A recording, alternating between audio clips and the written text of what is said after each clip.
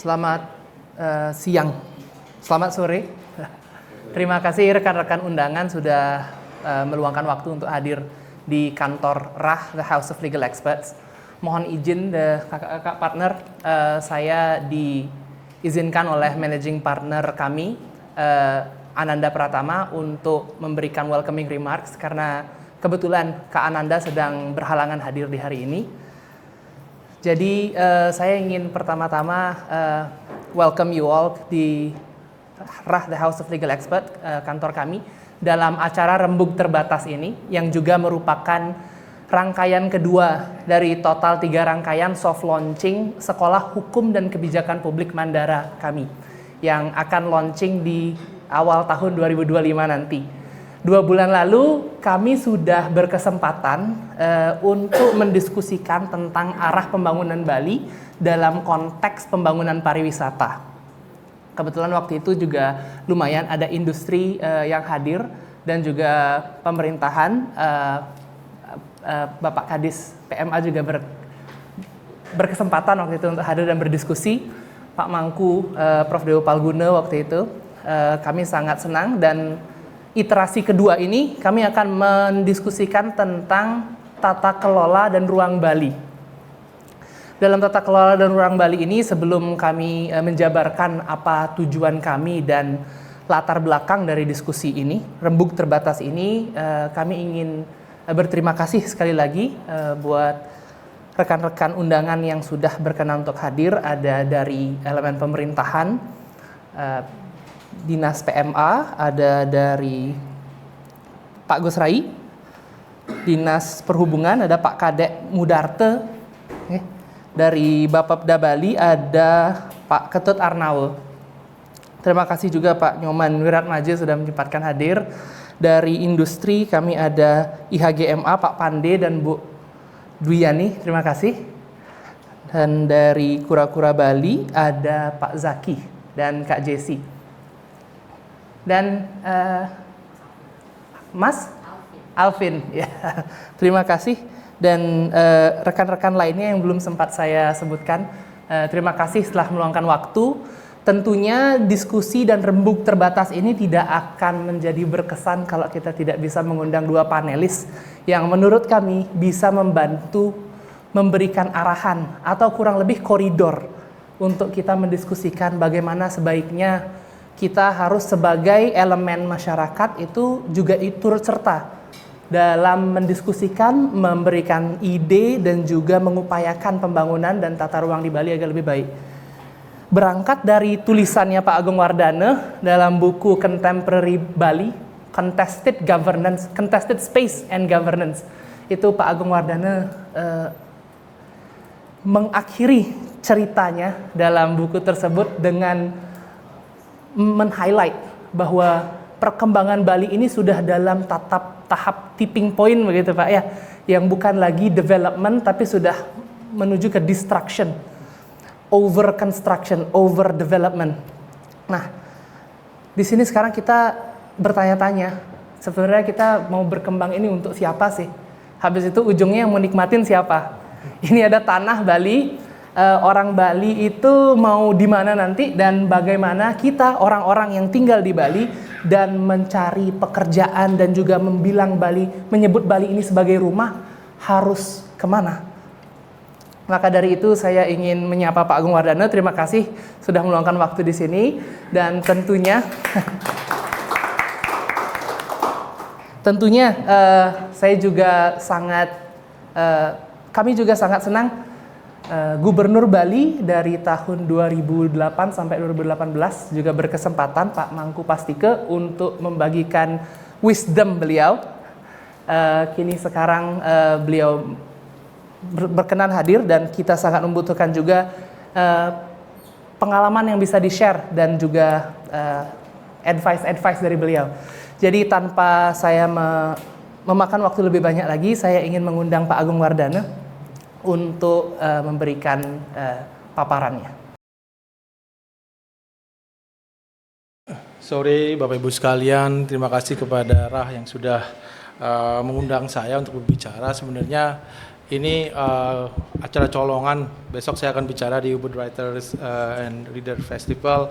Jadi kebetulan ada di sini dan Bri Surya kemudian meminta saya untuk ayo kita bikin diskusi di Denpasar. Jangan hanya ngomong di Ubud kepada para bule gitu. Jadi saya pikir saya gunakan kesempatan ini juga untuk sekaligus diskusi dengan Bapak Ibu sekalian, sharing dengan Bapak Ibu sekalian praktis pasca buku itu diterbitkan 2019. Banyak hal yang mungkin tertinggal dari saya dalam pengamatan saya atas Bali. Nanti dalam proses diskusi harapannya Bapak Ibu lebih banyak memberikan masukan gitu ya tentang kondisi kontemporer yang ada di Bali hari ini. Nah, pertanyaan yang diajukan kepada saya bagaimana tata kelola ruang di Bali hari ini gitu ya. Dan ketika kita bicara tata ruang seringkali sumber daya yang melekat dalam ruang itu adalah tanah. Untuk siapa sebenarnya tanah Bali? Ya diperuntukkan dalam ekspansi pariwisata di era Bali saat ini. Nah, ketika kita bicara ruang gitu ya, maka termasuk di dalamnya tata kelola, pembicaraan kita atas ruang itu tidak bisa kita lepaskan dari pembicaraan corak produksi dari masyarakat di sebuah tempat gitu ya. Ruang itu, kalau saya coba menyetir sebuah pendapat dari seorang filsuf di Prancis, Henri Lefebvre mengatakan bahwa every mode of production produce its own space. Jadi semua corak produksi itu, setiap corak produksi itu memproduksi ruangnya secara khas gitu ya. Nah, ketika kita bicara corak produksi, kita bicara tentang bagaimana barang dan jasa itu diproduksi, didistribusikan, dikonsumsi. Nah, ketika kita bicara ruang Bali, kenapa ruang Bali berbentuk hari ini seperti ini? Karena tidak bisa kita lepaskan dari industri pariwisata. Dan itu yang kemudian menjadi penting menurut saya, tidak bisa melepaskan pembicaraan kita atas ruang tanpa membicarakan industri pariwisata di Bali sebagai kekuatan utama yang mendiktekan kepentingan-kepentingan mereka atas ruang Bali hari ini. Dan itu kenapa saya beri judul pariwisata dan produksi ruang Bali. Terima kasih. Monggo selanjutnya. Tentu saja ketika kita bicara pariwisata, ya pariwisata merupakan sebuah produk yang sudah dikembangkan oleh kolonial dan yang menggunakan konstruksi kolonial pada saat itu yang bernama Bali sebagai Pulau Surga gitu ya. Dan kalau kita coba lihat konstruksi Bali Pulau Surga ini tidak lepas dari motif kolonial pada saat itu. Setidaknya ada dua motif. Pertama, motifnya adalah motif politik karena konstruksi Bali sebagai surga ini adalah respon dari kolonial pasca Perang Puputan yang membuat kolonial malu di dunia internasional. Kenapa kemudian pemerintah kolonial Belanda mengembangkan yang namanya politik etis, yang salah satunya adalah melestarikan budaya Bali. Nah, pelestarian budaya Bali ini bukan sebuah proyek yang mulia dalam arti bahwa memang untuk melindungi budaya Bali gitu ya, tapi membuat orang Bali itu bangga terhadap budayanya, dan ketika orang Bali itu bangga terhadap kebaliannya, maka unsur-unsur asing yang dalam hal ini gelombang nasionalisme yang berasal dari Jawa itu bisa dibendung, karena orang Bali tidak membutuhkan pengaruh-pengaruh dari Jawa, misalkan nasionalisme untuk memerdekakan diri, sehingga membuat orang Bali itu menjadi bangga. Yang kedua adalah motif ekonomi, di mana kolonial pada saat itu tidak melihat sebuah produk ekonomi dari Bali yang kemudian bisa diperjualbelikan di pasar global di Eropa pada saat itu. Dan disitulah kemudian kolonial melihat ada budaya yang kemudian bisa dikembangkan menjadi bagian dari industri pariwisata, promosi pariwisata. Kemudian berkembanglah industri pariwisata dengan konstruksi Bali sebagai Pulau Surga. Nah, Bali sebagai Pulau Surga ini juga kita warisi konstruksinya hingga hari ini, dan seringkali kemudian bagaimana Pulau Surga, Bali sebagai Pulau Surga ini juga dijadikan sarana atau alat ukur dalam melihat kondisi Bali. Ya, disinilah kemudian Bali seringkali terjebak dalam dua posisi sebagai surga, sebagaimana yang dipromosikan oleh industri pariwisata dalam travel brochure-nya. Tapi di sisi yang lain, bagi wisatawan yang tidak menemukan imajinasi atas Bali sebagai Pulau Surga ini, kemudian melekatkan Bali itu sebagai neraka. Gitu. Mungkin Pak Mangku pernah mendengar berita bagaimana wartawan-wartawan internasional itu mengatakan bahwa Bali itu neraka, gitu ya, berkunjung ke neraka. Dan di situ ada dua posisi yang sangat diametral. Ya, satu sisi melihat konstruksi Bali itu sebagai pulau surga, satu sisi melihat bahwa ketika realita Bali dinikmati oleh wisatawan ternyata tidak sesurga yang dibayangkan, bahkan justru cenderung neraka. Misalkan kita sekarang dihadapkan oleh kemacetan, belum lagi permasalahan sampah, kemudian overdevelopment dan lain sebagainya yang kemudian sangat membawa kita jauh dari citra surga itu. Nah, dalam buku ini sebenarnya saya ingin bercerita bahwa kita harus meninggalkan dua konstruksi baik Bali sebagai pulau surga maupun Bali sebagai pulau neraka, melainkan kita mesti melihat Bali sebagai unit ruang yang menjadi perebutan, gitu ya. Nah, di sinilah ketika kita bicara perebutan, kita bicara tentang relasi kuasa. Siapa kekuatan-kekuatan sosial yang bisa mendiktekan kepentingannya untuk membentuk ruang di Bali, dan siapa yang kemudian terpinggirkan atas kontestasi ruang di Bali ini. Nah, ketika misalkan kita bicara pembentukan ruang, termasuk di dalamnya tata ruang, gitu ya. Tata ruang itu kemudian kita tidak bisa lihat sebagai sebuah proses teknokratik di mana pemerintah mengalokasikan ini ruang untuk misalkan untuk kawasan perlindungan, ini untuk konservasi, ini untuk pembangunan dan lain sebagainya. Tata ruang itu adalah proyek politik yang kemudian seringkali ada agenda-agenda di dalamnya, dan dalam konteks memuluskan agenda tersebut kita bicara siapa aktor yang paling dominan untuk mendiktekan kepentingannya atas ruang itu. Disitulah kemudian pariwisata menjadi kekuatan paling besar yang mendiktekan ruang di Bali hingga hari ini. Dan dalam konteks public policy, kalau kita lihat bagaimana kondisi kontemporer Bali hari ini dilihat, ya, baik di media massa maupun di pembuat kebijakan, setidaknya saya menggarisbawahi, ya,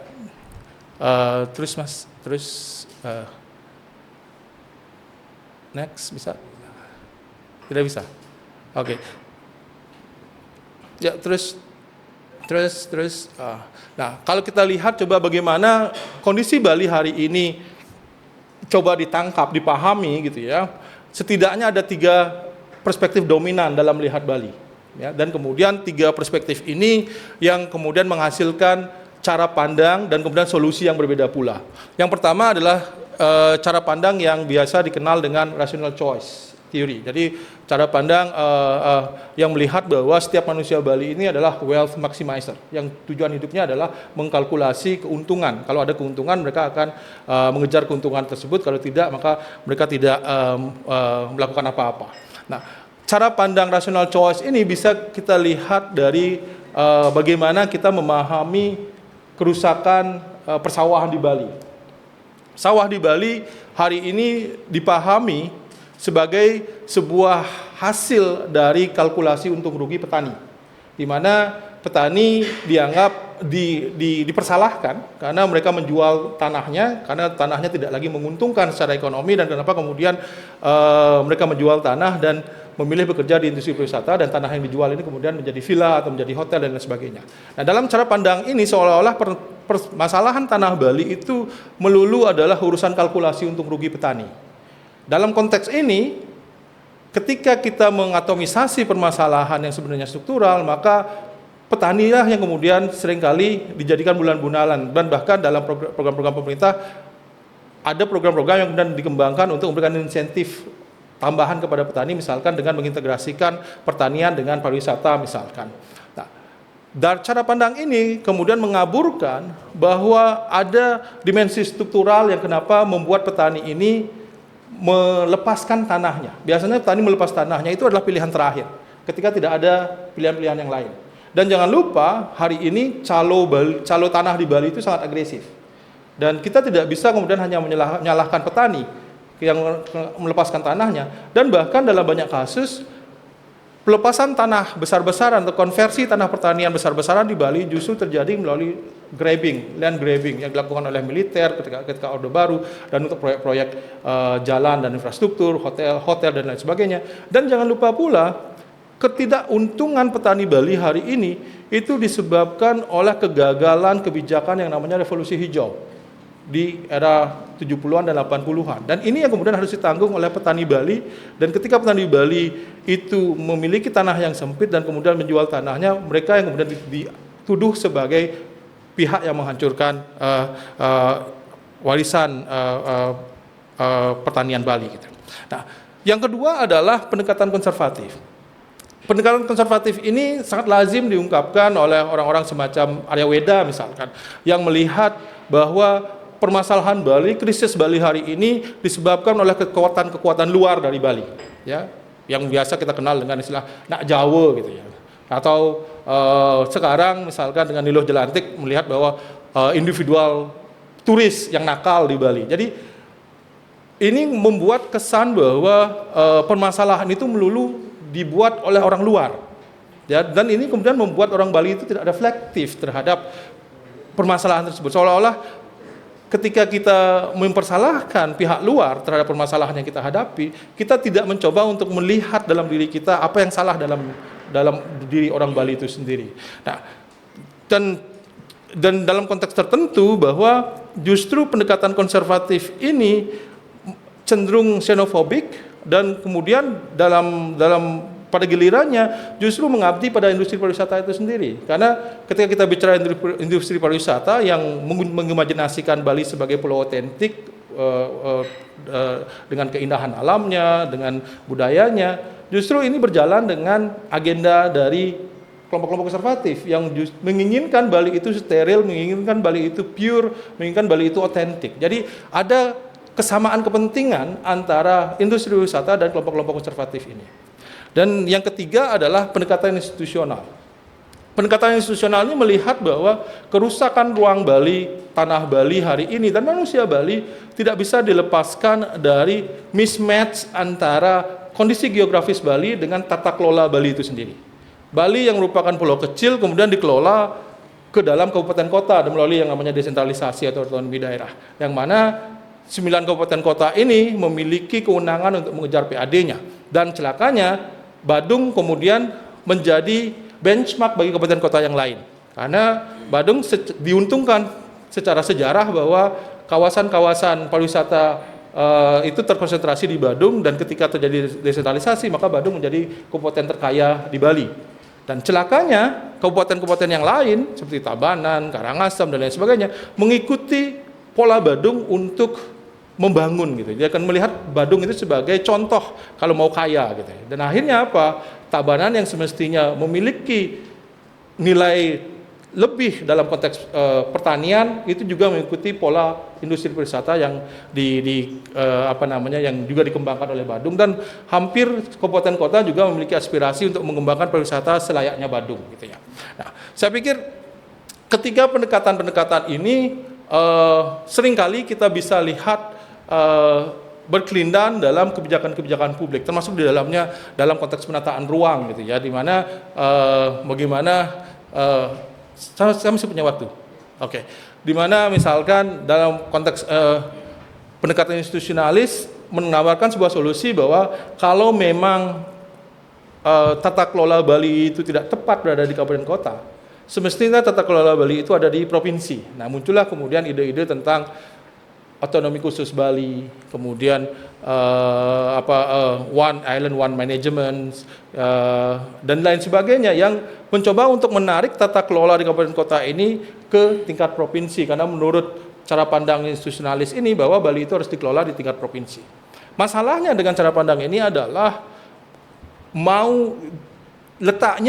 permasalahan itu tidak terletak pada di mana lokasi tata kelola tersebut, karena dimanapun letak tata kelola tersebut, dimanapun tata kelola itu diletakkan, tata kelola itu tidak pernah imun terhadap kooptasi.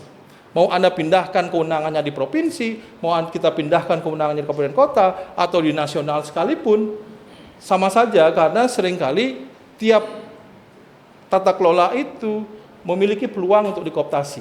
Dan kalau Bapak Ibu sekalian baca misalkan bukunya Fedi Hadis ya, Reorganizing Power, kita lihat bagaimana kelompok-kelompok politik dan kelompok pebisnis itu dengan mudah mereorganisasi diri ketika terjadi perubahan struktural dari sentralisasi ke desentralisasi. Yang tadinya desentralisasi itu diimajinasikan akan lebih anti korupsi, akan mencegah dari korupsi, karena korupsi itu ada di pusat gitu. Tapi ketika desentralisasi sama saja, dan bahkan aktor-aktor bisnis ini kemudian bisa lompat dari satu skala di tingkat pusat ke tingkat daerah, dan ini kemudian menunjukkan bahwa tata kelola itu tidak pernah imun dari kooptasi gitu ya. Nah, dan sekarang juga yang sering ketika saya berbicara dengan pemerintah daerah di beberapa tempat gitu ya, ketika menghadapi misalkan proyek yang kemudian berpotensi terjadinya kerusakan lingkungan, mereka seringkali kemudian menyalahkan kebijakan OSS di nasional gitu ya. Karena nasional yang memberikan izin, dan kemudian nasional ini yang menetapkan lokasinya di sini tanpa kemudian melihat atau melakukan cross check apa yang terjadi di lapangan, sehingga terjadi konflik dengan masyarakat gitu. Tapi kalaupun dipindahkan ke daerah juga belum tentu tidak terjadi konflik, karena juga konflik bisa terjadi. Artinya itu menunjukkan bahwa pendekatan institusionalis itu kemudian tidak melihat bahwa ada peluang untuk melakukan reorganisasi terhadap kekuatan-kekuatan bisnis, kekuatan politik yang kemudian bisa berpindah dari satu skala ke skala yang lain. Nah, oleh karena itu kenapa saya mencoba untuk menawarkan cara pandang yang lain, di mana bisa disebut sebagai geografi kritis gitu ya, yang melihat bahwa Bali sebagai sebuah ruang pertarungan itu diperebutkan oleh aktor-aktor yang ada gitu ya. Dan dalam konteks ini pertarungan aktor-aktor ini harus diletakkan dari upaya mereka dalam merebut kue-kue yang disediakan oleh industri pariwisata gitu. Nah, selanjutnya beli. Ya, nah kenapa saya mencoba mengkritik industri pariwisata sebagai kekuatan utama yang mendiktekan bagaimana ruang-ruang Bali itu akan diproduksi gitu ya. Kita bisa lihat dari bagaimana reorganisasi ruang melalui perubahan peruntukan tata ruang di Bali gitu ya. Kalau kita lihat penyusutan kawasan hutan lindung ya, 95 itu kawasan lindung kita itu 37,7%. Tapi kalau kita coba lihat sekarang 2020 itu 23,9%. Pertanian juga sama ya, yang kemudian seringkali kita jadikan kebanggaan gitu ya sebagai pariwisata yang kemudian menggandengkan mengawinkan pariwisata dengan pertanian gitu. Kalau kita lihat 2005 kawasan pertanian pangan basah atau dalam hal ini sawah itu 14,56%, 2020 10,19%. Di sisi yang lain, kalau kita lihat kawasan efektif pariwisata mengalami peningkatan ya. 2005 itu 2,2% dan 2020 7%. Apa yang bisa kita tarik dari data ini, persentase ini? Ini menunjukkan bagaimana industri pariwisata Bali terus-menerus melakukan produksi ruang baru. Kenapa dia harus memproduksi ruang baru? Karena dia berupaya untuk menghindari krisis. Kalau sederhananya, sekarang kita lihat siapa sih yang ke Kuta? Turis tidak ada lagi ke Kuta sekarang. Mereka akan ke Seminyak. Dulu Seminyak, kalau ke Kuta kemudian mengalami kolaps, mereka pindah ke Seminyak. Seminyak dulu ada sawah, dan sekarang sudah dibangun villa dan segala macam, sawahnya hilang. Mereka kemudian berpindah memproduksi ruang lagi di mana? Di Canggu. Canggu sekarang menjadi pusat pariwisata. Suatu saat nanti kalau kemudian sawahnya hilang, juga akan berpindah lagi ke tempat yang lain. Ke Kedungu misalkan, ke lain sebagainya. Jadi produksi ruang yang dilakukan oleh pariwisata, industri pariwisata itu adalah sebuah keniscayaan agar dia terhindar dari krisis. Dia memproduksi ruang sehingga komoditas baru itu dihasilkan terus-menerus. Dan celaka lagi, ketika produksi ruang ini sekarang bertemu dengan kebanjiran uang dari Rusia gitu ya. Dan uang-uang Rusia saat ini banyak sekali berseliweran di Bali dan kemudian melakukan investasi di Bali. Kalau kita lihat dari geopolitik global gitu ya, saat invasi Rusia ke Ukraina, pemerintah di Uni Eropa mengeluarkan sebuah kebijakan untuk memfreezing aset-aset oligark Rusia yang ada di Uni Eropa. Karena tujuannya adalah mereka ingin membekukan aset tersebut yang nantinya aset tersebut akan digunakan untuk rekonstruksi pasca perang. Jadi karena Rusia sudah menghancurkan Ukraina, maka nanti ketika perdamaian terjadi, maka peluang yang sangat banyak untuk melakukan rekonstruksi Ukraina. Dan uangnya akan diambil dari mana? Uni Eropa sudah membayangkan bahwa uang itu akan diambil dari aset-aset yang dimiliki oleh orang-orang kaya atau oligarki yang berasal dari Rusia, yang banyak menanamkan atau menaruh uangnya di bank-bank Uni Eropa. Nah, sebelum kebijakan itu dibuat, para oligark Rusia ini sudah terlebih dahulu menarik uang mereka dan kemudian menyebarkan uang mereka ke seluruh dunia. Yang terutama negara-negara yang memiliki aturan tentang money laundering yang lemah, seperti Indonesia, Thailand, dan lain sebagainya. Kenapa Indonesia dan Thailand pasca perang Rusia itu kebanjiran investasi-investasi dari Rusia? Yang sebenarnya adalah upaya untuk menyelamatkan aset mereka untuk tidak dibekukan di Eropa dan kemudian mengamankan, menjadikannya aset di negara-negara berkembang. Yang nantinya ketika perdamaian terjadi, maka aset itu juga akan ditarik lagi dan dikembalikan ke Uni Eropa yang lebih aman dan lebih menguntungkan. Jadi akan ada masanya di mana penarikan besar-besaran aset-aset Rusia dari Bali yang kemudian akan dikembalikan ke bank-bank Uni Eropa. Nah, Apa artinya itu bagi kontestasi ruang di Bali? Artinya adalah uang Rusia ini, karena dia tidak berseri, dia kemudian bisa mendiktekan dia mau bangun di mana. Dan ini ini juga kemudian mempengaruhi bagaimana politik lokal bekerja. Karena ketika kita bicara politik lokal, elit politik lokal melihat bahwa industri pariwisata ini adalah sumber isi money, uang yang mudah. Baik dia dalam melaksanakan praktek-praktek rent seeking, pencarian rente, pengujaran rente, termasuk di dalamnya menjadi broker perizinan atau menjadi broker tanah misalkan. Jadi ada simbiosis mutualisme antara ekspansi pariwisata dengan bekerjanya politik lokal.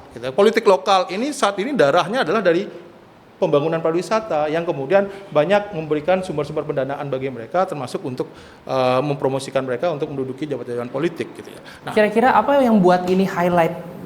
Mungkin ini membuat potensi keunikan masalah kita di 2024 atau pasca pandemi dibandingkan dulu sebelum pandemi. Karena kita tahu kan kontestasi ruang itu dengan alasan pembangunan pariwisata itu udah puluhan tahun ada di Bali. Kalau nggak salah waktu zamannya Pak Mangku Pastike juga di Teluk Benua, underpass, tol Bali Mandara itu juga merupakan isu kontestasi ruang itu kan juga. Nah, apa yang membedakan yang dulu dengan yang sekarang kontestasi tersebut? Ya sebenarnya polanya sama ya, polanya sama bahwa semakin cepat laju pembangunan pariwisata, maka ada aktor-aktor yang akan diuntungkan di situ. Ya, ada aktor-aktor politik yang diuntungkan karena sekali lagi itu adalah sumber uang darah bagi bekerjanya politik lokal gitu ya. Nah di sini yang kemudian ketika kita bicara bagaimana mengatasi overdevelopment di Bali, overdevelopment Bali itu tidak akan bisa diselesaikan menggunakan perspektif itu tadi. 3 perspektif misalkan rational choice, kemudian institusionalis maupun konservatif. Karena untuk mengendalikan pembangunan di Bali, mau tidak mau kita harus mengendalikan industri pariwisata terlebih dahulu. Mengendalikan industri pariwisata intinya. Oke. Karena saking cepatnya industri pariwisata ingin berkembang begitu ya. Betul. Nanti saya mungkin akan kembali lagi ke Pak Agung Wardana. Tadi ada bagus sekali clenching momennya bahwa ada aktor-aktor politisi yang akan diuntungkan dari setiap kontestasi kita ini. Mungkin di sini waktunya kita bisa transisi ke Bapak Mangku Pastike yang pernah menjadi politisi dan juga Gubernur Bali selama 2 periode. Saya ingin menanyakan dengan Pak Mangku, dari masa Pak Mangku dulu sebagai eksekutif dan juga sempat menjadi anggota badan legislatif, bagaimana melihat kontestasi tersebut? Kalau nggak salah tadi nih Pak Mangku bilang, kalau kita ingin bantu Bali, kita harus masuk ke politik, paling cepat begitu Pak ya? Baik, terima kasih, selamat sore, Om Swastiastu. Saya terpesona ya, dengar Pak Agung bicara. Tapi saya berusaha kembali ke laptop pertanyaannya. Tanah Bali untuk siapa gitu. Ya untuk kita yang hadir ini kira-kira. Cuman gimana caranya? Kan begitu tadi.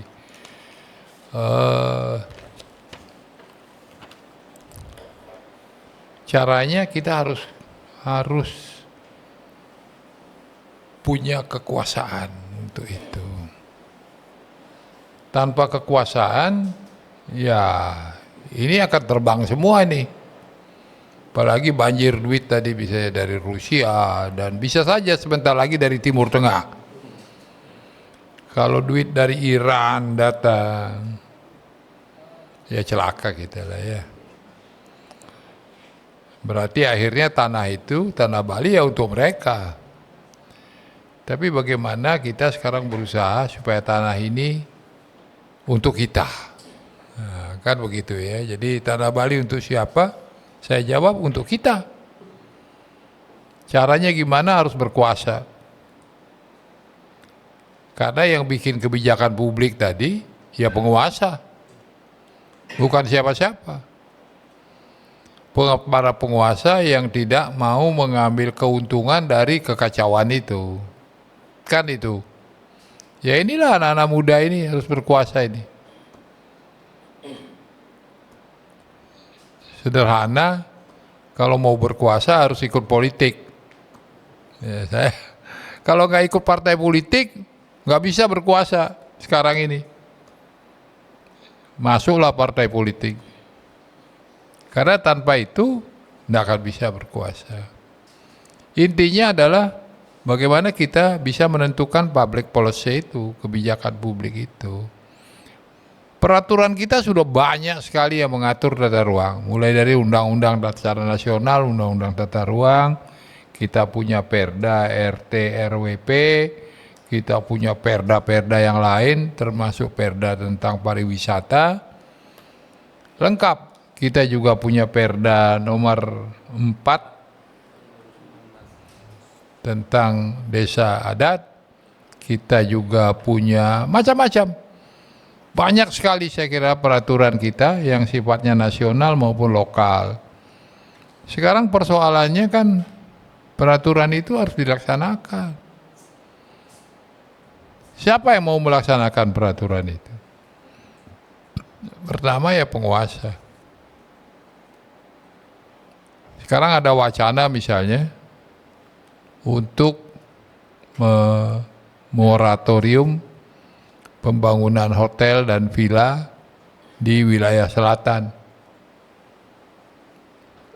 Coba dicari di peraturannya, saya kira sudah ada itu.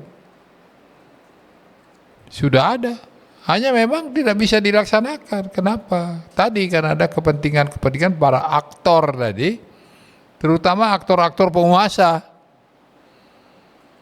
Jadi kalau dikatakan berseliwerannya aktor-aktor politik terutama dalam tanda petik aktor penguasa juga. Itulah yang membuat kita jadi bingung kan, ada pertanyaan tadi, tanah Bali untuk siapa? Nah, saya anjurkan ke depan para anak muda ini yang teriak-teriak ini soal tata ruang, mau jadi penguasa gitu. Kalau birokrat ya, seperti beliau ini cuma ngikuti aja apa yang penguasanya itu. Jangan tanya mereka, tanyanya sama penguasanya. Kuncinya di situ. Cuman untuk berkuasa sekarang itu tadi harus melalui punya modal ya, modal politik, modal sosial, modal duit. Ini kan mau pilkada nih, ya.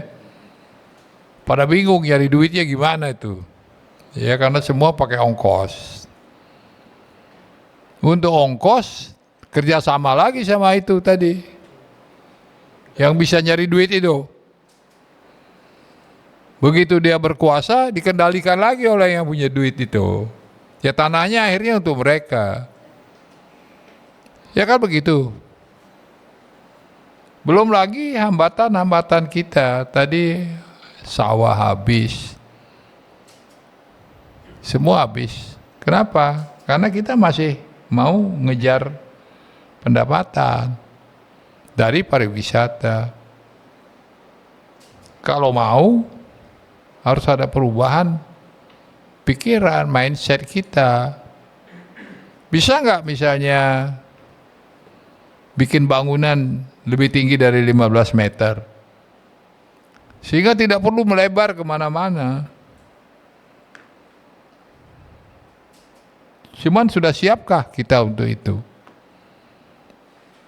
Pertanyaannya kaitannya dengan masalah adat, budaya, dan sebagainya.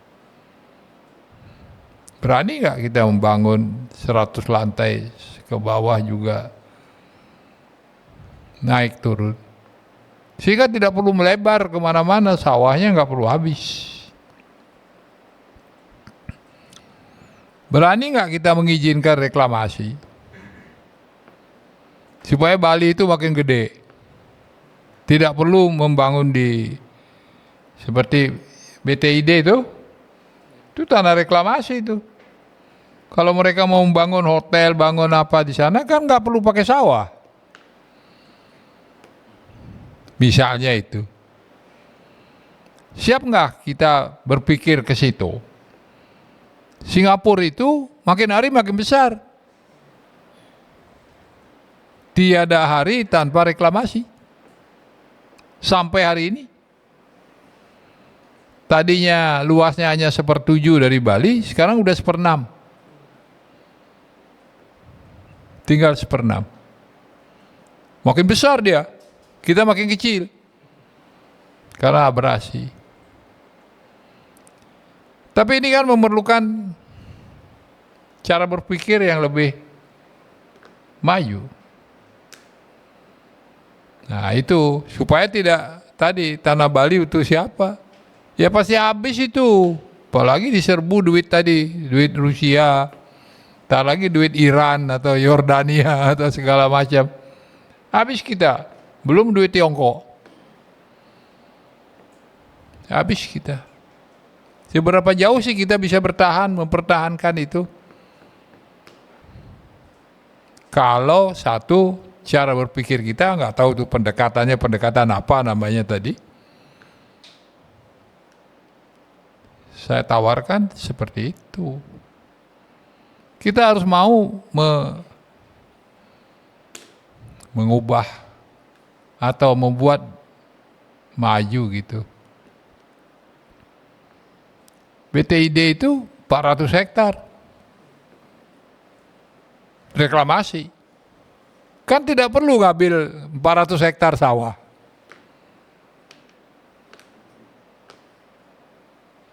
Ya. Kalau bisa dibuat begitu lagi, ya tiap hari makin besar Bali itu.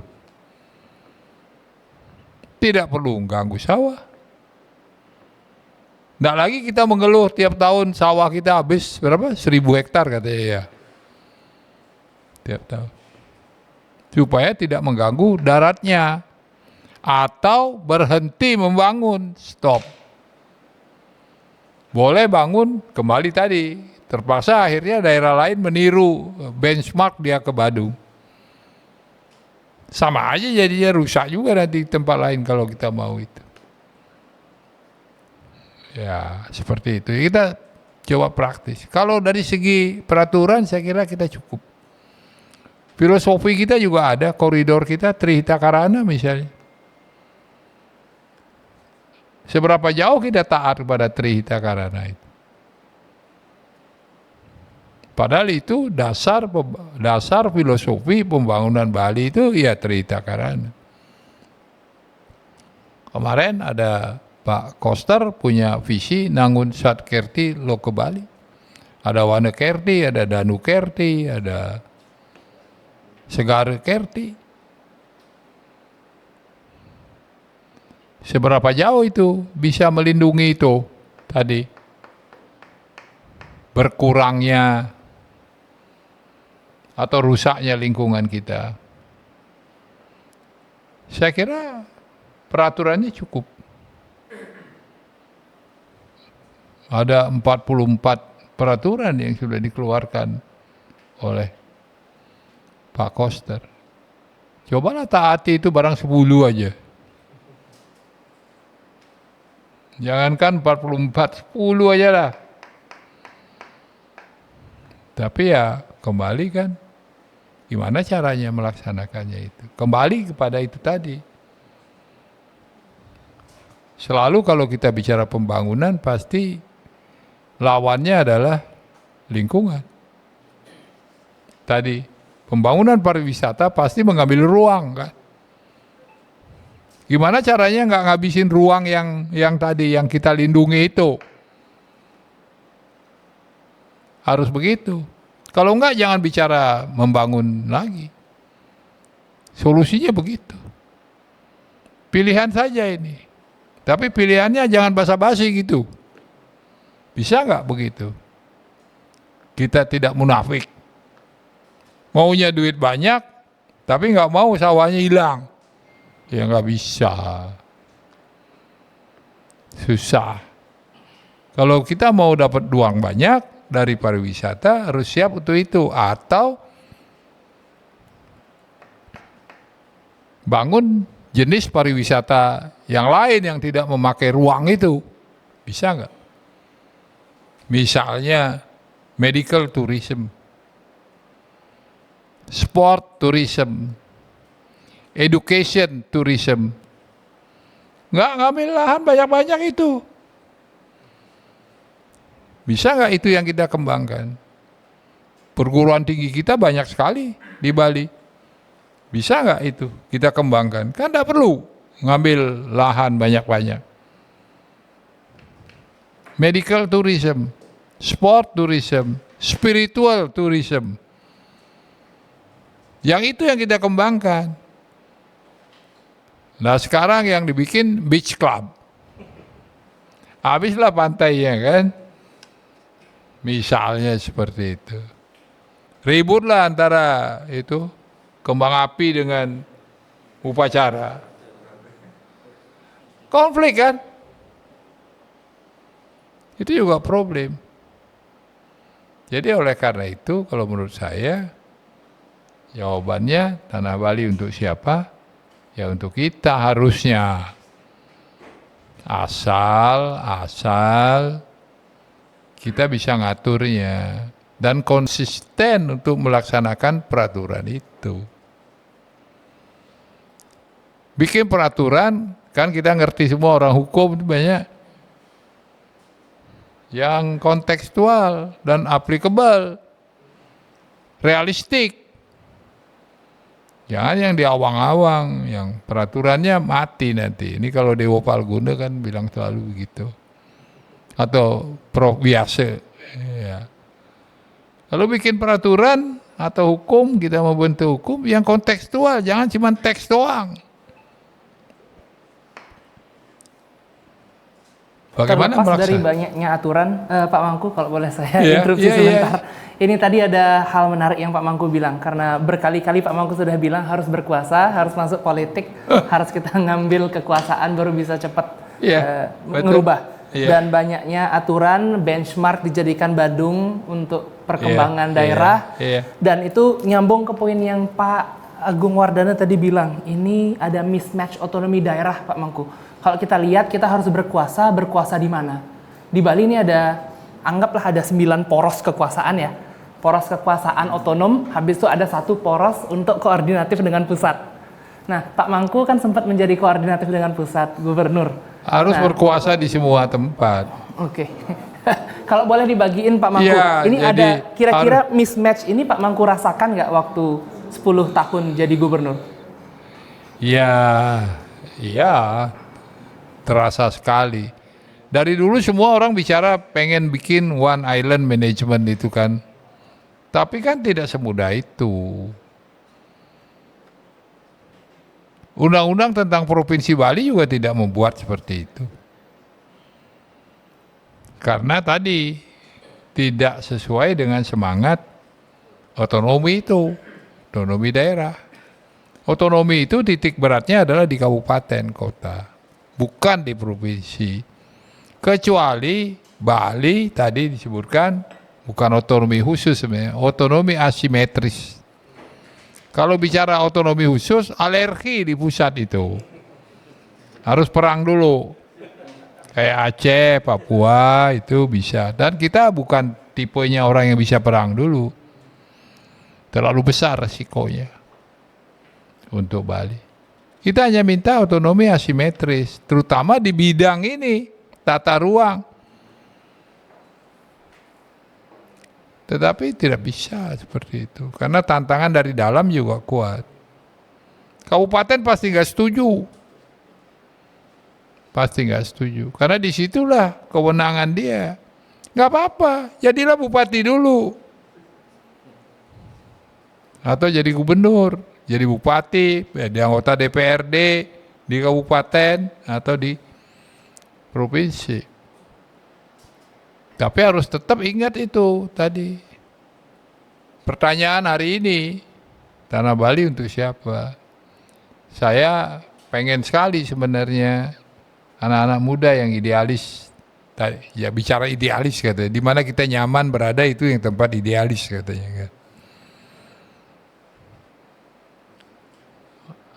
Anak-anak muda yang punya rasa tanggung jawab terhadap tadi pertanyaan itu. Tidak mudah menjawab itu. Saya bilang untuk kita, tapi ya, harus berkuasa. Tanpa kekuasaan nggak bisa. Berkuasa dan menerapkan public policy yang benar. Kalau nggak begitu, ya balik lagi seperti itu. Akhirnya hukum pasar yang berlaku, hukum rimba yang berlaku. Siapa yang kuat itu yang mengatur. Itu yang akan terjadi. Saya katakan biar seminar 1000 kali kalau tidak berkuasa ya gak ada gunanya. Jadi tumpukan kertas saja terus, tumpukan kertas. Jadi harus berkuasa. Ini kelihatan sekali sekarang ini dalam konstelasi kondisi republik kita ini. Sekarang ini. Siapa yang berkuasa itu yang ngatur kok. Seperti itu. Kalau sekarang di Bali siapa yang berkuasa, Pak Mangku? Nah, saya nggak jelas. Sekarang lagi autopilot. Autopilot, oke. Akhirnya itu yang berkuasa siapa yang punya duit itu Siapa akhirnya. yang punya duit. Kalau Itu. kita lihat tadi yang terus ada apresiasi lahan kan industri pariwisata. Ya siapa yang punya duit? Nah, kembali sekarang yang punya duit di dunia pariwisata ini siapa? Kembali lagi. Tanya lagi. Berapa banyak sekarang Nusa Dua itu misalnya yang atau industri pariwisata kita yang dalam tanda petik milik orang Bali. Orang Bali bukan berarti yang harus pakai nama Made, Nyoman, bukan. Berapa biji? Mari kita lihat. Yang fair aja, yang jujur aja. Canggu itu sudah siapa yang punya itu? Nah, ya seperti itu tadi saya katakan tadi. Jadi karena dia autopilot, seperti tidak ada peraturan sekarang. Tidak ada yang menegakkan peraturan. Tidak ada.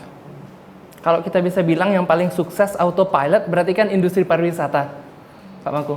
Karena apapun yang dikeluarin sama penguasa itu kayaknya bisa hidup terus ya. Yang paling powerful. Yang paling powerful sekarang. Iya, yang powerful karena dia yang punya duit. Oke. Itu persoalannya. Jadi koridornya sekarang, mari kita balik lagi kepada konsep awal. Bahwa pembangunan itu sebenarnya pro growth, pro poor, pro job. Tapi untuk Bali dia harus pro culture dan pro environment. Pro culture and pro environment. Harus itu.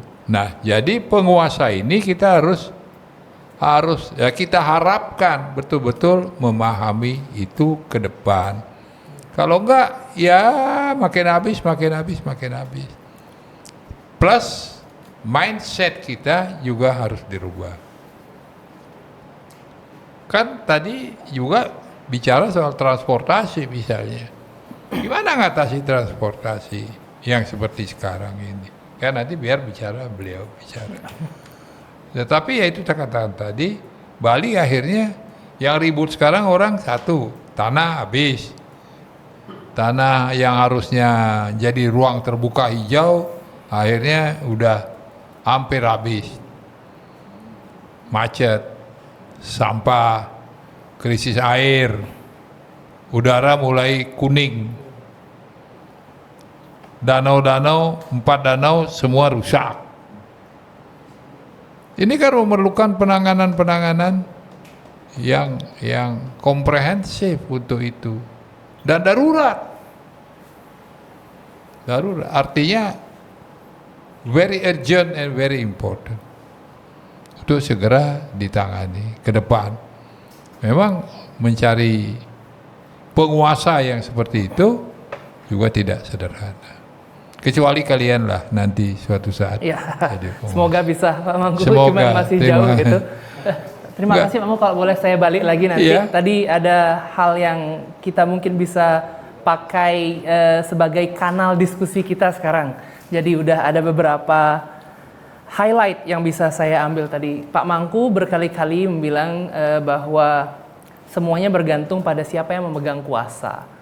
Karena bagi Pak Mangku sekarang yang pemegang kuasa itu belum cukup menunjukkan kewenangannya, wewenang kuasanya. Jadi alhasil ya Bali sekarang running on autopilot. Dan dalam running on autopilot itu ya masuk lagi siapa yang kuat, dia yang akan berjaya, itu kurang lebih. Di sini kita bisa lihat bahwa ada di industri pariwisata kita ada HGMA. Mungkin nanti saya boleh tanya ya Pak Pande, jika berkenan nanti mungkin bisa disiapkan mikrofonnya untuk Pak Pande. Tadi ada begini Pak Pande, Pak Mangku Pastike itu bilang kuasa berkali-kali dan menekankan gitu. Dalam pembicaraannya kita perlu kuasa, itu harus kita ingat Bali itu harus untuk kita. Dan yang saya tahu IHGMA ini kan salah satu asosiasi general manager yang isinya orang Indonesia semua. Nah, gitu. Jadi anggaplah spiritnya untuk ngambil kuasa setidaknya untuk kita ada di IHGMA. Kalau lebih kayak gitu. Nah, saya mau nanya sih, ada nggak kegelisahan yang sama ini ya kurang lebih ya IHGMA dengan kondisi yang terjadi sekarang, kurang efektifnya pemegang kuasa, hasilnya kita jalan-jalan saja, yang penting tetap ada perputaran uang. Sembari kita nggak tahu nih, kita dijadiin front money laundering untuk kepentingan politik yang bahkan bukan politik di Indonesia. Dan hasilnya juga nanti ya ada ya upaya-upaya untuk coba stop itu, termasuk salah satunya moratorium pembangunan hotel begitu kurang lebih. Ya silakan Pak Pandi, ada mikrofonnya di depan. Cek. Baik, terima kasih Pak Surya, Pak Mangku, Pak Agung. Kebetulan Pak Ketua juga belum bisa hadir dan saya mewakili menanggapi dari materi tadi. Memang kami dari asosiasi dari dulu ya, dari dulu kegelisahan itu muncul pada saat ada isu kemacetan. Kemudian yang kedua adalah mengenai sampah. Tapi ada satu lagi mengenai tourism levy yang kita bahas sebelumnya itu. Ya. Jadi kalau kita berbicara sampah memang dari dulu ya, makanya kami dari asosiasi melakukan kegiatan FGD beberapa kali. Yang pertama kita angkat itu adalah mengenai levy, pungutan dari wisatawan asing, karena di sana kita melihat bahwa dari data yang dimiliki oleh imigrasi dengan jumlah total LIVA yang dicantumkan di sana, muncullah suatu angka seperti itu. Jadi itu banyak sekali ada miss seperti itu. Nah, kemarin itu yang di FGD dari asosiasi kita angkat dan sudah diperbaharui dan dikoreksi oleh dari Kadis Parbali ya. Kemudian menanggapi mengenai kegelisahan mengenai yang sekarang itu adalah dibangunnya beberapa hotel di mana itu memang menjadi masalah kami di para GM, karena di sini akan ada oversupply. Jadi jumlah kamar itu udah melebihi sekali. Jadi munculnya suatu persaingan yang sekarang ini kita hadapi daripada GM, yaitu mengenai persaingan harga. Kemudian karena market share kita itu hanya itu saja, seperti itu. Jadi efeknya adalah dengan adanya persaingan harga, menurunkan harga, itu efeknya adalah ke revenue. Ke revenue, kemudian kita tiap tahun membuat budgeting. Nah, di sanalah kendalanya seperti itu. Jadi kita ada dengan investasi owner yang harus kita wajib bayarkan di bank, kemudian kewajiban kita untuk fixed cost ya, pembayaran payroll, pembayaran listrik, pembayaran air itu menjadi kendala kami di para GM seperti itu. Nah, untuk yang berkuasa ya, kalau kami dari asosiasi memang penguasalah yang memegang kendali ya. Jadi yang kami hanya bisa berharap. Jadi penguasa nanti itu mengerti mengenai pariwisata seperti itu ya. Di sana duduk orang-orang yang memahami betul masalah-masalah pariwisata yang sekarang ini seperti itu. Jadi besar harapan kami dari asosiasi orang-orang yang tepat lah yang nanti duduk di kursi-kursi di sana seperti itu. Mungkin itu masukan saya sementara. Boleh saya follow up ya? Nggak, Bang, silakan. Karena tadi ada kekhawatiran dengan oversupply hotel dan persaingan harga yang boleh saya ada follow up ya Pak Pandi, sorry. Karena tadi ada Betul sekali. kekhawatiran dengan oversupply hotel dan persaingan harga yang berdampak terhadap revenue nanti, karena salah satu tugas GM Pak ya harus memikirkan itu. Saya mau minta pendapatnya Pak Pandi mengenai isu tentang moratorium pembangunan hotel begitu Pak. Pembangunan Pak Pandi, hotel-hotel ke depannya itu perspektif, dibatasi ya oleh pengusaha. Asosiasi General Karena Manager apa? itu bagaimana? Mungkin diperketat lagi perizinannya, kemudian seperti yang saya sampaikan tadi, semoga yang duduk di sana nanti itu memang mengerti mengenai pariwisata. Seperti itu. Jadi kalaupun kita di asosiasi hanya bisa memberikan masukan, karena yang menentukan yang penguasa seperti itu ya. Baik. Oke, terima kasih Pak Pandi. Baik, terima kasih. Dan tadi juga sempat kita diskusikan, Pak Mangku sempat mention Bali Tourism Island Development, Bali Turtle Island Development, sorry. Sekarang di sini ada Pak Zaki dari Kura-Kura Bali. Mohon Halma, boleh ditolong gininya. Ya, saya ingin masih sama pertanyaannya di awal sama IHGMA Pak. Concern untuk mengenai kejelasan dari arah pemerintahan itu ada nggak Pak?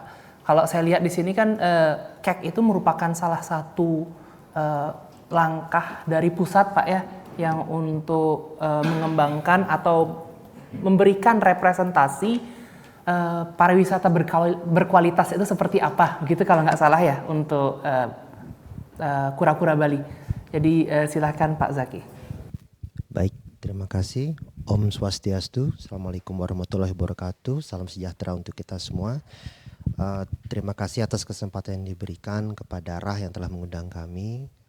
Hormat saya kepada Pak Made Mangku Pastike, kemudian terima kasih pada Pak Agung Wardana dan Pak Surya atas kesempatan ini.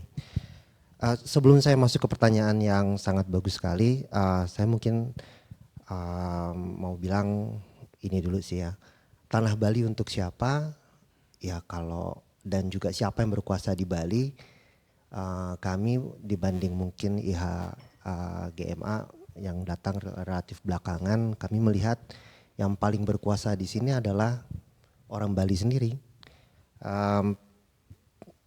Kami banyak melihat secara langsung gitu. Kami berhubungan dengan juru bendesa, dengan klien adat Banjar, dengan lurah, dengan kaling-kaling yang punya akses langsung gitu kepada gubernur, kepada wali kota, wakil wali kota, dan bahkan ketua Pokdarwisnya langsung kontak wakil wali kota. Pak, tolong dong kita difasilitasi dengan pihak Bali Turtle Island Development gitu, atau Pak ini gimana sih Pak kayak Kura-Kura Bali ini arahnya seperti apa, kok kami jadi tidak tahu ini kemana arah pembangunannya kayak Kura-Kura Bali seperti itu. Dan juga kalau kita mau bilang mengenai kepemilikan tanah atau apa, saya kebetulan saya orang Palembang, Pak Made Mangku, sama seperti Pak Tantowi Yahya, dan udah kemana-mana juga seperti Pak Made Mangku juga. Saya kagum sekali dengan orang Bali karena saya ke Kalimantan Timur atau kemana gitu ya, itu orang Bali datang katakanlah dengan tangan kosong itu bisa membuat sawah, bisa membuat subak, itu tiba-tiba di tengah hutan tiba-tiba ada sawah bertingkat gitu, subak beserta pura-puranya seperti itu. Jadi aset terutamanya itu kan orang Balinya gitu kan ya, bukan tanahnya gitu. Seperti Pak Mademangku tadi bilang, kalau misalnya kita ada reklamasi atau ada lahan tambahan, kayaknya orang Bali dikasih tanah siap aja dia bangun dengan culture-nya yang baru seperti itu kan, dengan culture-nya, dengan kebijaksanaan dan pengertian mengenai Trihita Karana dan Nangun Satkartilo ke Balinya itu dibawa kemana orang Bali itu pergi. Dan tadi orang, mau dia orang Rusia, mau dia orang China, mau orang Jepang, orang Amerika, orang Australia datang ke sini, dia mau lihat surganya, ya surganya itu kan ternyata orang Balinya gitu kan, kadang gitu kan, bukan hanya tanahnya. Jadi yang dia bilang nerakanya itu ya bisa juga nerakanya ya katakanlah ternyata rumah tangga tidak jalan, ya siapapun mau dia orang Bali atau enggak, rumah tangganya enggak jalannya jadi neraka juga kan. Nah itu saya rasa potensinya masih sangat besar sekali terhadap orang Bali gitu kan, dan mungkin itu juga yang membuat Pak Koster juga mungkin dari 44 kebijakan tadi ada satu lagi kebijakan untuk orang Bali punya anak lebih dari 4 gitu kan, untuk melestarikan nama-nama Balinya itu. Nah itu juga bagian untuk mempertahankan justru kekayaannya tuh si orang Balinya itu sendiri. Nah dan dibandingkan di daerah lain yang dimana juga orang Bali juga masuk ke Lampung, ke Kalimantan atau ke daerah Sumatera Selatan sekalipun, di Bali ini ada kecenderungan kalau di tempat lain tuh tanah tuh lepas, dibeli oleh orang Bali, dibeli oleh orang luar gitu kan. Kalau di sini kan enggak, orang Bali di sini ada punya kebiasaan untuk long lease dan tetap dipegang oleh adat, dipegang oleh keluarga. Jadi walaupun penguasaan, kalau pakai bahasanya Pak Agung tadi ya, corak produksinya itu seakan-akan dia hilang, tapi sebetulnya di atas secara hukum masih tetap dimiliki oleh orang Bali sendiri. Jadi ada kemenangan itu di situ, ada kekuatan adat itu masih kuat. Paling yang mendekati seperti itu adalah di Padang, mungkin di Sumatera Barat. Di sini adatnya masih kuat walaupun tidak sekuat atau terinstitusi seperti Nini Mama di Padang sana. Jadi rasanya kekhawatirannya Pak Agung tadi di sini masih lebih punya harapan dibandingkan daerah lain, khususnya seperti di Jawa gitu, untuk kehilangan tanah dari sebagai moda produksi atau sebagai alat modal seperti itu. Nah, lalu masuk pertanyaan mengenai KEK. Ada 2 KEK di Bali, satu-satunya di Indonesia ini ada 1 kecamatan yang memiliki 2 kawasan ekonomi khusus. Ada di Denpasar Selatan itu ada KEK Kura-Kura Bali dan KEK Sanur. Nah, kalau kita tarik agak mundur sedikit, ya memang salah satu pemicu percepatan adanya KEK ini adalah pada saat COVID, pandemi. Pada saat itu Bali adalah provinsi yang paling terpuruk dibanding provinsi-provinsi lain pada waktu itu. Nah di saat itu kemudian Pak Gubernur Koster bersama dengan Kepala Bappenas, Menteri Pembangunan Nasional dan Perencanaan Pembangunan Nasional, Pak Suharto Monoarfa, dan kemudian bersama dengan Pak Presiden Joko Widodo meluncurkan yang disebut dengan Peta Jalan Ekonomi Kerti Bali, di mana peta jalan ini diharapkan bisa membawa Bali keluar dari dan supaya bisa lebih tangguh, lebih siap dan lebih hijau, dan lebih siap kalau ada kejadian seperti pandemi lagi, tidak tergantung dengan pariwisata dan khususnya mass tourism seperti itu. Bagaimana caranya bisa mentransisi Bali dari mass tourism ke quality tourism seperti yang sudah diungkapkan oleh Pak Mademangku Pastika tadi. Jadi dari yang mass tourism backpackers menuju ke turisme baru, yaitu seperti education tourism, eco-tourism, health tourism, kemudian sports tourism dan yang lain-lain. Nah ini diharapkan turunannya kemudian ada di antara duanya, yaitu KEK Kura-Kura Bali dan KEK Sanur, di mana KEK Sanur itu menjadi semacam prototipe untuk turisme kesehatan atau health tourism. Kemudian di kawasan ekonomi khusus Kura-Kura Bali itu menjadi prototipe untuk quality tourism, creative industry, dan sebagian juga untuk kesehatan. Nah, apa itu creative industry? Di dalamnya itu ada fashion industry, ada movie industry, ada music industry, dan ada tech industry juga. Bukan berarti ada manufacture di situ, tapi untuk desain, untuk research, untuk apa, itu di sini. Dan tadi kekayaan dari culture Bali itu, kekreativitasan dari anak-anak muda Bali dan ide-idenya itu justru bisa dikembangkan di sini. Dan kalau manufaktur nanti dihubungkan dengan kawasan ekonomi khusus di luar Bali untuk manufakturnya biar di tempat yang lain, karena seperti Pak Madya Mangku pasti kata dibilang, pembangunan khususnya manufaktur tentu nanti ada dampak lingkungannya ya, kalau bisa itu tidak di Bali. Itu yang diarahkan dari peta jalan ekonomi kreatif Bali terus turun ke ini semua. Dan ini juga memiliki tantangan tersendiri, dan kalau misalnya KEK Sanur ini berjalan dan sudah berjalan, yang dibutuhkan adalah tenaga kerja atau skill set baru dari manusia Bali yang tadinya mungkin kalau anak-anak sekarang orang tuanya mengharapkan mereka sekolah ke SMK pariwisata. Akan ada lebih banyak lagi permintaan terhadap untuk SMK kesehatan, perawatan, bagaimana mengoperasikan alat-alat nuklir, CT scan dan lain sebagainya.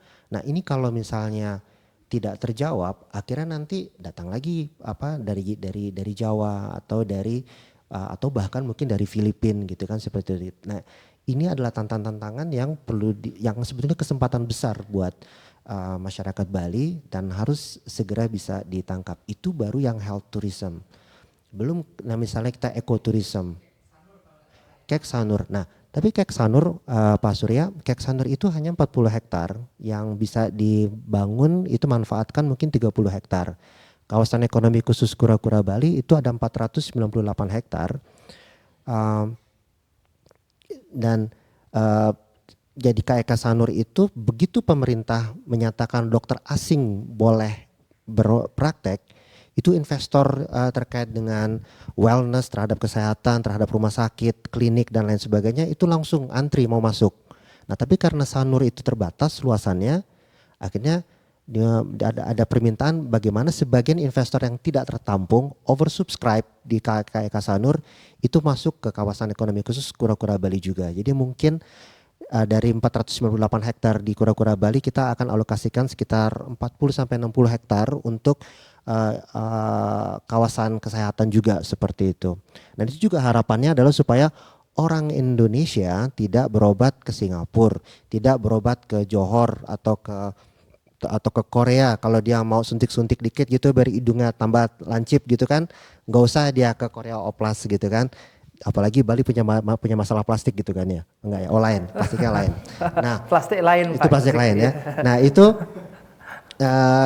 jadi jangan sampai ya kita bicara uang tadi ya, jangan kita pusing uang Rusia yang masuk. Nah, uang Indonesia dari middle class kita yang terus bertambah gitu kan, dari 80 juta menuju 120 juta orang punya middle class income yang sekarang nggak dipakai uangnya, dan sekalinya dipakai dia beli iPhone 16 di Singapura gitu kan.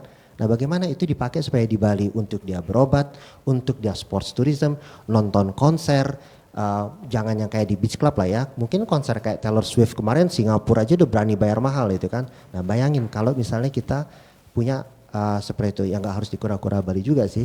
Nah, misalnya Suwung gitu, kita selesaikan kemudian Suwung TPA Suwung bisa menjadi stadion tingkat internasional buat orang main rugby dari Australia atau tenis Wimbledon kayak seperti kelas-kelas seperti itu.